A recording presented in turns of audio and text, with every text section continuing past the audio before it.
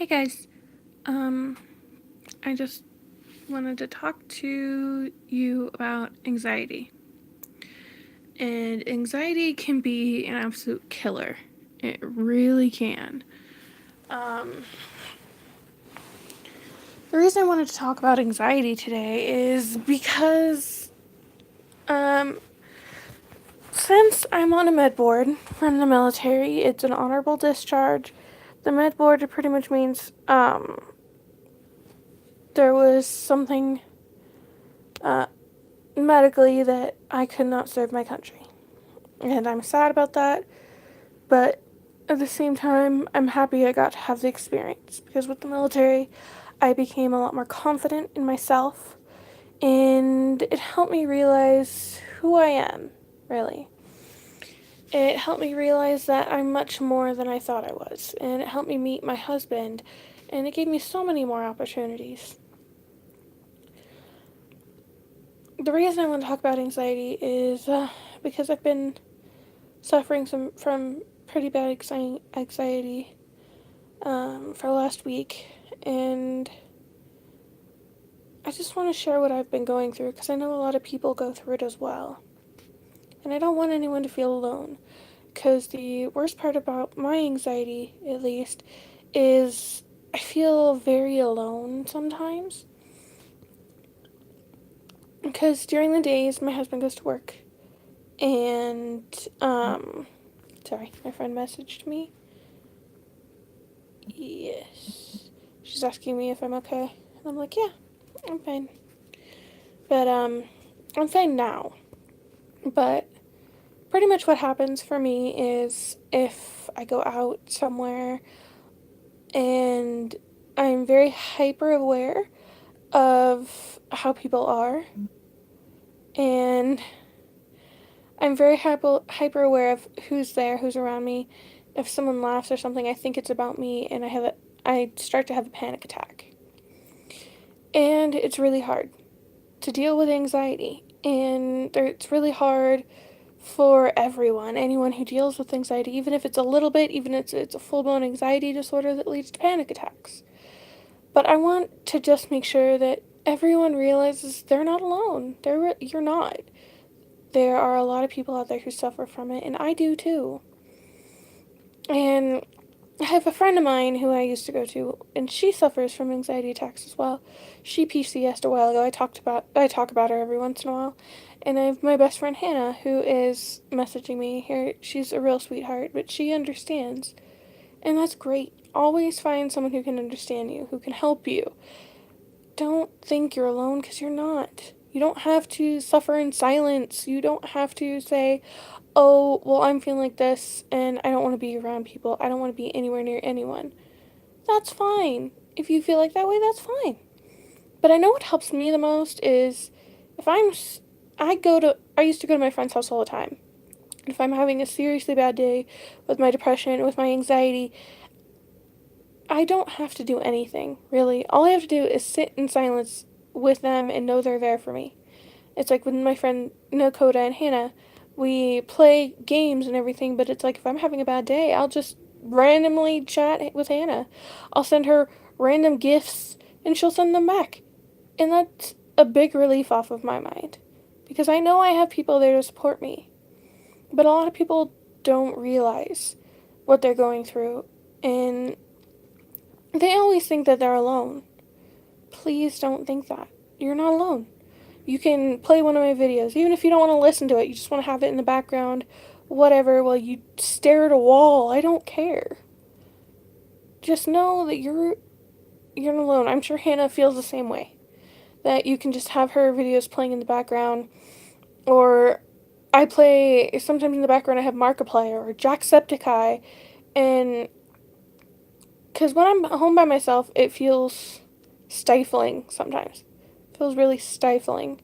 But then as soon as my husband comes home, feel better. And I also want to talk about coping mechanisms because there are certain coping mechanisms that are healthy and some that are not. Healthy ones are trying to push past your anxiety, like just stepping outside your door and standing in the sunshine.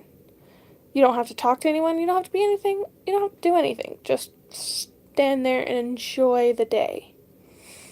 Read a book. Get your mind out there. Just escape your mind, because it's your mind, when you're having anxiety or a panic attack, it's a trap. Your mind feels like it's a trap. But if you have healthy ways to get out and escape that trap, you're fine. For me, what I've been doing for the last week is I've been wearing this sweater. I know, wearing a sweater for a week, but it helps me. Because when I bought the sweater, my husband, my dad, well, Kurt, I don't like calling him my dad anymore for reasons I've already explained, and my mom all went to Pismo Beach. We stopped by a place called the Madonna Inn. The Madonna Inn is so cool. And I got this sweater. Madonna Inn. I love it. It's tie-dyed. It's awesomeness. But what I do is I take my husband's cologne and I spray it all over the sweater. And if I'm feeling really anxious, I just go like this. That way I can smell his cologne. It's pretty much my way of saying, hey, he might not be actually here with me, but if I need him, I can call. I can do what I need to do. I can survive because I know he's there for me even when he's not home. And I know if I need to, I can talk to Hannah. I can talk to Dakota. I can talk to my friend Dylan. I mean, he's in the process of PCSing. He was moving yesterday. But he called me to let me know where he was and to know that he was safe. And that really helps me out. But the fact is, your friends, some might not understand, because they haven't had the same experiences you have. But they're still your friends and they still love you.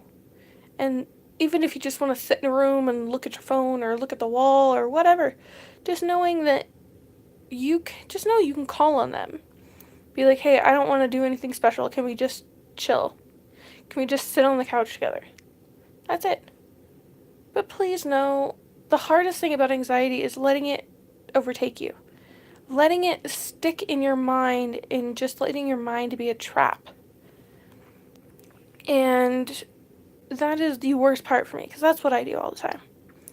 So coping mechanisms that are bad are eating your feelings, getting a whole bunch of junk food and just eating, no problem, no matter what, or not eating at all. Because I do both. Sometimes I eat too much sweets, sometimes I don't. There's someone at the door. I will be right back. I am so sorry. Hold on. Just 1 minute. Come in.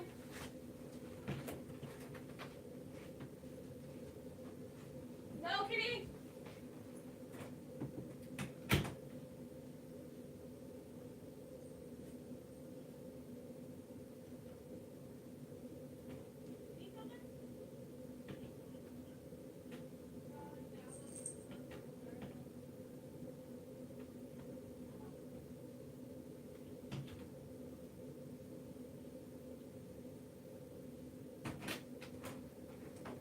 Hi, kidders.